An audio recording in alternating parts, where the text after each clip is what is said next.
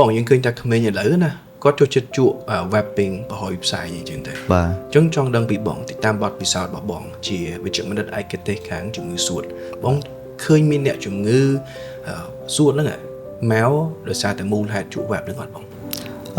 មួយរយៈចុងក្រោយនេះនៅពេលដែលចាប់ផ្ដើមមានការផ្ទុះការជក់ web ទៅលើយុវវ័យពិចារណាឃើញទៅលើយុវវ័យយើងឃើញមានថាខ្ញុំក៏បានចាប់ផ្ដើមជួបជាមួយអ្នកជំងឺក្មេងៗដែលគាត់ចូលមកជាទម្រង់អ្នកខ្លះក៏គាត់បែកថងសួតក្អករ៉ាំរ៉ៃឬក៏ជាមានខ្យល់នៅក្នុងស្រោមសួតក៏មានដែរមានន័យថារយៈពេលនៃការវិវត្តការជក់របស់គាត់ដែលធ្វើឲ្យមានជំងឺកើនឡើងគឺខ្លីជាងអ្នកដែលគាត់ជក់បារីធម្មតា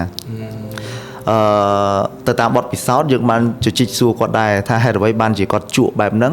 អ្វីដែលយើងទទួលបានចម្លើយទី1គឺគាត់ថាគាត់មិនដឹងអំពីផលវិបាកនៃការជក់បារីបែបហ្នឹងទេគាត់គិតថាការជក់បារីបែបហ្នឹងគឺជារឿងធម្មតាដោយសារតែវាមានក្លិនក្រអូបវារសជាតិវាឈ្ងុយអីចឹងទៅឬក៏ពេលដែលគាត់ជក់ទៅគាត់គិតថាវាឡូជាងធម្មតាប៉ុន្តែជាសរុបរួមទៅតាមបទពិសោធន៍ទៅតាមការស្រាវជ្រាវមកគឺបារីអេឡិចត្រូនិកឬក៏ web នេះគឺប៉ះពាល់ធ្ងន់ធ្ងរមែនទែនទៅលើសុខភាពសួតអញ្ចឹងគាត់គួរតែផ្ដាច់ហើយបើសិនជាក្នុងករណីគាត់ធ្លាប់បានជក់ហើយឬក៏កំពុងតែជក់ក្រៅពីការផ្ដាច់គាត់គួរតែអញ្ជើញមកជួបគ្រូពេទ្យឯកទេសផ្នែកសួតដើម្បីឲ្យមានការវិតម្លៃទៅលើផលវិបាកក្រោយជក់របស់គាត់អូខេបងបាទទាំងល្អមែនទែនសម្រាប់ការបកស្រាយរបស់បងមួយនេះបាទអរគុណបាទចូលមើលព័ត៌មានអំពីមន្ទីរសម្រាប់ព្យាបាល Air Plus លម្អិតជាមួយនឹងព័ត៌មានគ្រូពេទ្យនិងសេវាកម្មផ្សេងៗនៅក្នុង app Meet Doctor